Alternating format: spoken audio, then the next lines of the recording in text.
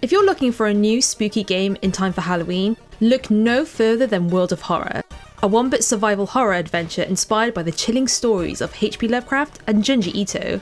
It's a game that's been in early access for a handful of years, but has now crawled out of the choppy seas of game development, fully formed and ready to devour your time.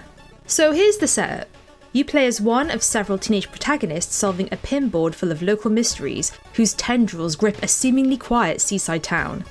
I'm talking bloated corpses, melting men, ghost girls with curtains of long black hair, and other supernatural terrors. You need to defeat these evils by collecting objects, exploring parts of town, and surviving encounters with these horrible beings. World of Horror is roguelike in structure, meaning when you start each run, the game will select 5 stories from a larger pool of investigations. Playthroughs last between 30 minutes to over an hour, that is, if you can survive. You solve each of these investigations by visiting different locations in town, and then facing random encounters. The outcome of these random events relies on your character's RPG-style stats. You'll be tasked with navigating creepy hospitals, abandoned houses, and the local high school. Oof, I am so freaked out by the high school. If you know, you know.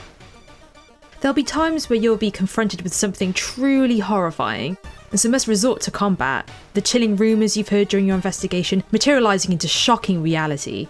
These encounters are turn-based, and you'll be using a combination of attacking, defending, dodging, as well as casting spells and curses. An action bar caps how many moves you can stack in a single sequence, and then you unleash it all in one turn. These encounters are, in a word, terrifying. In other games, usually the ghosties remain mostly hidden, creating a tense atmosphere. But World of Horror doesn't mess around, and you're face to face with these monsters. Wide smiles, stretched skin, swollen faces. You take in every single pixel that makes up their grotesque form. It's like reading a Junji Ito manga and turning the page to a full page panel of pure nightmare fuel.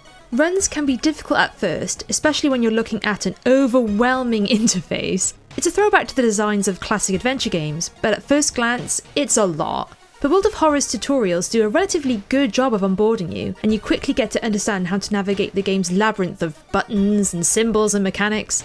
At first, an object or action might seem kinda useless. That's until you discover a hyper-specific situation where they could be game-changing, and even unlock new interactions and endings.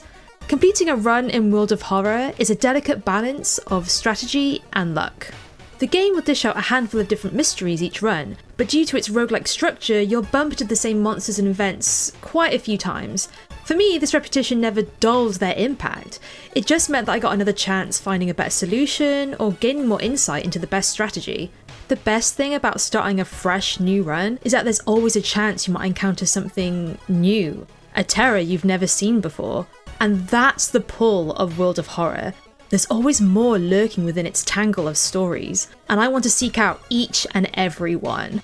If you want to join me on my kind of creepy quest, you can buy World of Horror over on Steam, Nintendo Switch, and the PS4.